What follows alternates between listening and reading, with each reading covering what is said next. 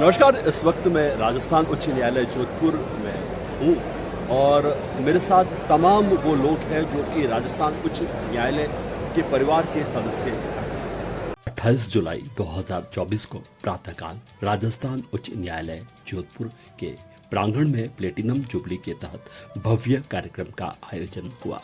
इस अवसर पर माननीय मुख्य न्यायाधिपति महोदय श्री एम श्रीवास्तव, माननीय न्यायाधिपतिगण, रजिस्ट्री के अधिकारीगण, राजस्थान उच्च न्यायालय के सेवानिवृत्त अधिकारीगण, कर्मचारीगण के अलावा राजस्थान उच्च न्यायालय परिसर में कार्यरत तमाम कार्मिक मौजूद रहे। विदित रहे कि राजस्थान उच्च न्यायालय की स्थापना 29 अगस्त 1949 को हुई। तदनुसार उच्च न्यायालय द्वारा प्लेटिनम जुबली के तहत अनेक कार्यक्रम का आयोजन हो रहा है, जिसके तहत आज का सम्मान का कार्यक्रम एक था। इस अवसर पर माननीय मुख्य न्यायाधिपति महोदय ने राजस्थान उच्च न्यायालय के समस्त स्टाफ का सम्मान अपने कर कमलों द्वारा किया। सेवानिवृत्त अधिकारीगण, कर्मचारीगण के मुख आभा मंडल पर चमक साफ नजर आ रही थी।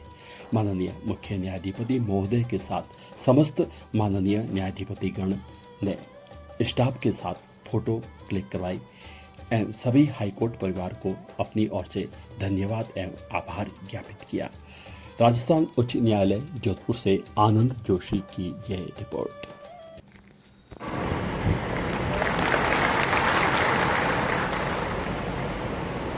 मंच पर उपस्थित मेरे बहन और भ्राता न्यायाधीशगण,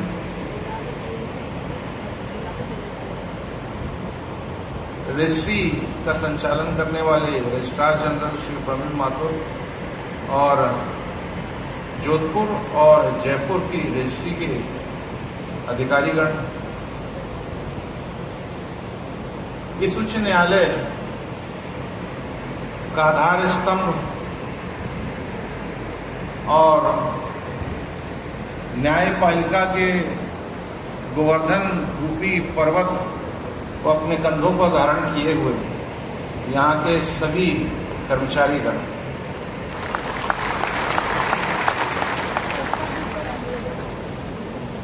राजस्थान उच्च न्यायालय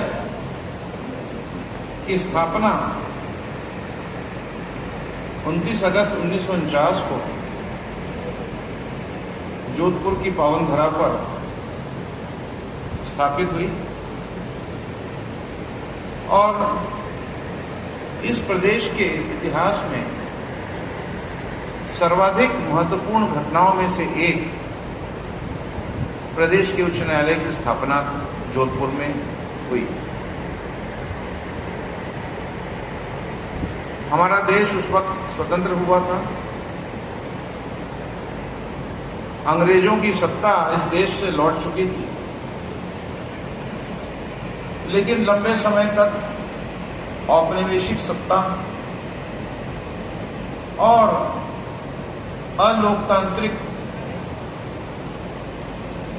तरीकों से चलाई गई शासन व्यवस्था ने देश में, देश के हर एक क्षेत्र में, इस प्रदेश में भी आर्थिक सामाजिक विषमता को बहुत गहरे तक जमा दिया। प्यार से बताते थे, छोटी छोटी चीजें हैं, जैसे मैं भूतड़ा साहब का नाम लूं और भूतड़ा साहब से थोड़ा कोर्ट में डर लगता था तो पता नहीं अभी बताएंगे कि नहीं बताएंगे। और उसी तरीके से अरुण जी हैं, महेंद्र पटवा साहब हैं और बहुत सारे लोग हैं जिनसे हमने बहुत कुछ सीखा और हमको ये कार्य प्रणाली का जो उन्होंने ज्ञान दिया। जैसे चीफ जस्टिस साहब की कोर्ट में गुड्डू छंगानी साहब बैठते थे तो मैं इनसे रोज मजाक किया करता था कि चीफ जस्टिस धीरे से रीडर को पूछता है ये कैसा है, तो जिसको आपका ठीक नहीं लगता कहता है क्यों नहीं ऐसा हो, तो कोई खास बात नहीं। तो मैंने तो गया तो मैं इनको रोज पूछता था, मैं इनका आज किसका नंबर है, तो बड़ा अच्छा अनुभव रहा। और आज जब मैं बिलाल जी को यहाँ देखता हूँ, मकसूद जी को यहाँ देखता हूँ, तो मकसूद जी कोर्ट मास्टर होते हुए कोर्ट्स के बारे में इतना बारीकी से ध्यान रखते थे और हर एडवोकेट पे बुला करके कहते थे कि आपके केस में ये हुआ है, आप पीएफ नोटिस फाइल कर देना। एक आदमी जिसका 100 नंबर पे केस है, उसको अगर कोई आदमी ये कह देवे कि आप कल सुबह आए नहीं थे, आपका केस के अंदर 100 नंबर पे आपका पीएफ नोटिस फाइल नहीं हुआ है, आप प्लीज उसको फाइल कर दीजिए। था और रास्ते में गया तो 2 उसको पत्थर नजर आए। वो पत्थर को एक को तराशने लगा तो अंदर से आवाज आई कि मेरे को मत मारो, मेरे दर्द हो रहा है। उसने पत्थर को वहीं छोड़ा और दूसरे पत्थर को तराशने लगा तो तराशते तराशते उसने अंदर से आवाज आई कि मेरे को धीरे मारना, मैं दर्द तो हो रहा है लेकिन मैं सहन कर लूंगा। तो उसने धीरे धीरे तराशा, एक बहुत सुंदर मूर्ति न उसमें से बन गई। उसने उस पेड़ के नीचे रखा और आगे चल दिया। वो 6 महीने बाद वापिस आया और उसने देखा कि उस मंदिर जो ऊपर रखा है वहां पे लोग बागों की लाइन लगी और उस पत्थर को पूज रहे हैं। और जिसने नहीं सहन किया अपना दर्द, वो वहां पर नीचे उसके ऊपर नारियल फोड़ रहे हैं और वो करा रहा है जोर से दर्द से। आप लोग एम्प्लॉइज ने एक एक ने कष्ट सह करके ये इस मुकाम पे इस हाई कोर्ट को लेके आए हैं। वो भले वो ये अपने लॉन में भी बैठे हैं, ये हरियाली सारी देख रहे हैं, ये भी एक आप लोग एम्प्लॉई और बागवानों की देन है। नीचे से लेकर मेहतर से लेकर के ऊपर तक ऊंचाइयों तक ले जाने वाले वो आप लोग हैं और कोई दूसरा नहीं है। और आपका अथक प्रयास मैं ये समझता हूँ कि ये जारी रहेगा और इस अपने राजस्थान हाई कोर्ट का नाम ऊंचे से ऊंचा अपने बढ़ाते रहेंगे और ऊंचा से ऊंचा करते रहेंगे।